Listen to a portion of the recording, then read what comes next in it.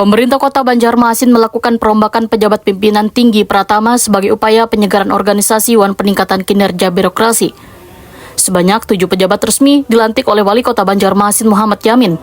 Dalam prosesi yang berlangsung di Aula Kayu Baimbai Balai Kota Banjarmasin, Kamarian Rabu 25 Maret 2026. Pelantikan ini mencakup rotasi sejumlah jabatan strategis di lingkungan pemerintah Kota Banjarmasin. Di antaranya Ihsan Budiman yang sebelumnya menjabat Sekretaris Daerah Waihini dipercaya sebagai staf ahli bidang digitalisasi pemerintahan, reformasi birokrasi dan pelayanan publik. Sementara Mahli Riyadi, Waihini menjabat Kepala Dinas Koperasi Usaha Mikro wan Tenaga Kerja. Muhammad Isa Ansari bergeser menjadi staf ahli bidang ekonomi, sosial wan sumber daya manusia. Lukman Fadlun ditunjuk sebagai asisten 1 bidang pemerintahan wan kesejahteraan rakyat. Sedangkan Ahmad Muzayyin Waihini menjabat Kepala Badan Kesatuan Bangsa wan Politik. Pada sektor lingkungan hidup, Ihram Muftazar dipercaya sebagai Kepala Dinas Lingkungan Hidup menggantikan Alip Yos Pahlop, nang Waihini menjadi staf ahli. Tidak menyalahgunakan kewenangan.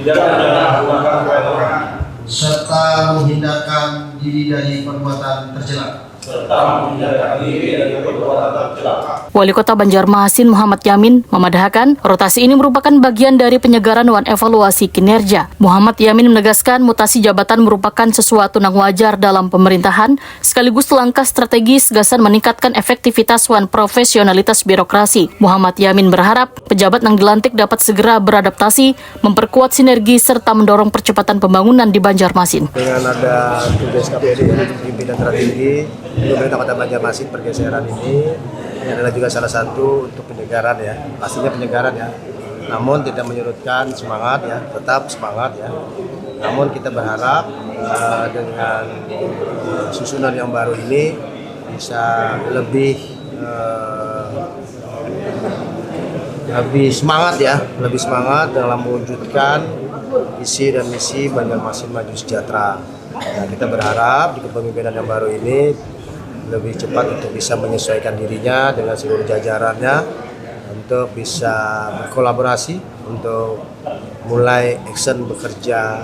Tentunya bekerjanya adalah untuk bisa lebih mengedepankan dampak yang dirasakan masyarakat di Kota Banjarmasin.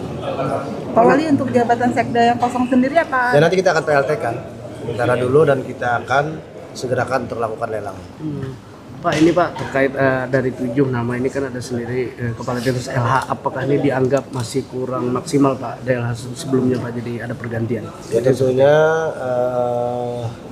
sampai saat ini kinerja daripada LH juga bagus ya, namun kita berharap lebih maksimal lagi ya dengan kepemimpinan yang baru ya.